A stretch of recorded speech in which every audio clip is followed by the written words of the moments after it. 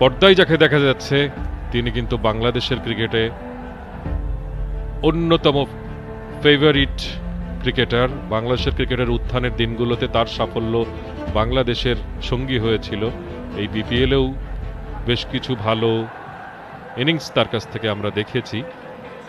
তামিম ইকবাল তিনি international cricket থেকে অবসরে চলে গেছেন। বাংলাদেশের পক্ষে তার ৮৩৫৭ রান ওডিআইতে, যেটা সর্বোচ্চ। অসংখ্য রেকর্ড কিন্তু তার নামের পাশে।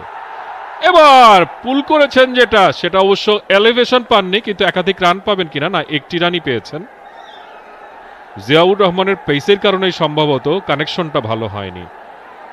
টেস্টে সেকেন্ড হাইয়েস্ট রান ৫১৩৪। তারপরে যেটা দেখছি যে বাংলাদেশের প্রথম ক্রিকেটার যিনি ইন্টারন্যাশনাল ক্রিকেটে ১৫,০০০ রান করেছেন এবং টি-20-তে একমাত্র ইন্টারন্যাশনাল টি-20 একমাত্র বাংলাদেশি ব্যাটসম্যান যার সেঞ্চুরি রয়েছে। রনি তালুকদার আবারও মিড উইকেটের ওপর দিয়ে এবার কিন্তু বিশাল ৬ গ্যালারিতে পাঠিয়ে দিলেন। জানি না যখন সেঞ্চুরির কথা বলছিলাম তামিম ইকবালের, তার মাথায় আবার সেঞ্চুরির স্বপ্ন ঢুকলো কিনা।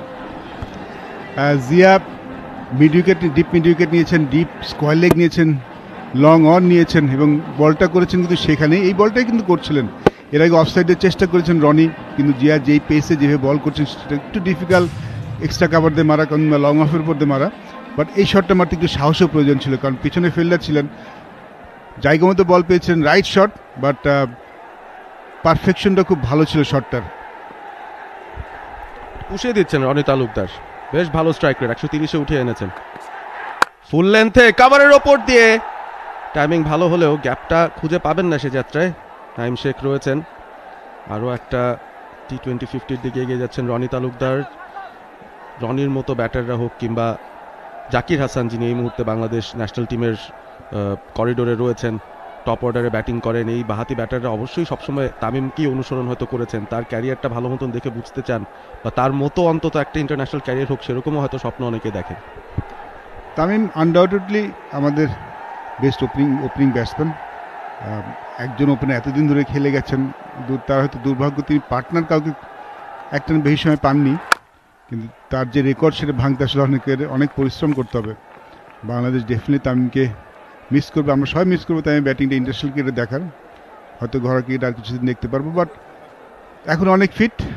জানি না তার মন কি বলেছে, অবশ্যই খুব ইম্পর্টেন্ট মনটা কি বলে, কারণ একটা সময় এসে আসলে শারীরিক চ্যালেঞ্জের মনকে চ্যালেঞ্জ করাটা বেশি গুরুত্বপূর্ণ হয়ে দাঁড়ায়, সেটা হয়তো তার ক্ষেত্রে হয়েছে। বাট ওয়ান্ডারফুল ব্যাটসম্যান, বাংলাদেশের জন্য one of a gifted batsman, এবং তার